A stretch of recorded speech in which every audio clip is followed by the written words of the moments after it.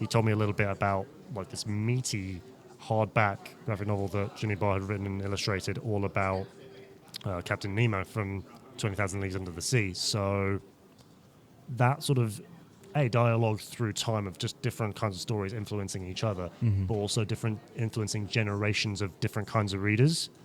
And I hope that gentleman's that's the strength of the community in a place like this. That's the strength of good storytelling in a place like this. That's why we're all here. That's why we're all together. Yeah. So, what was your lightning in a bottle moment? What was your lightning in a bottle comic book? I know. It's just for me. I knew what that was straight away when you said that. Yeah, what was your one? For me, it was the death of Superman. That was my moment. The actual lightning in a bottle moment came a little after. After I'd read it and loved it, obviously, he was given Alan Moore's initial run of Swamp Thing.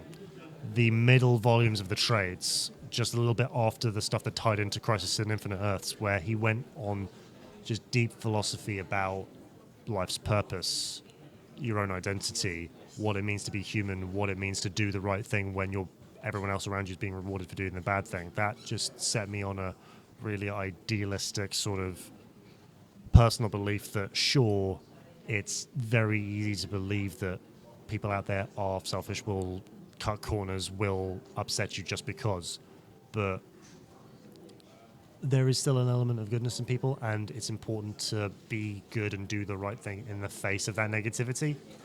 And that's really influenced my whole thinking. It's been a wonderful conversation. I'm so pleased to have met you, and thank you for sharing your insights into the world of comic books. Just a final question then. We've talked a lot about the past. Let's go into the future on our final question. What are your hopes and dreams for this space in the future?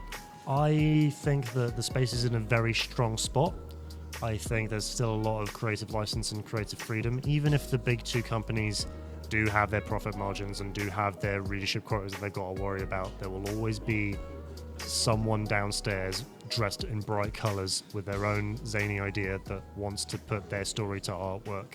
And as long as they're determined, and as long as they have the encouragement from people like us who are willing to look and engage and offer feedback, as long as there's people out there willing to tell stories in this exciting new medium, there will always be stories, and there'll always be people like us eager to read good stories.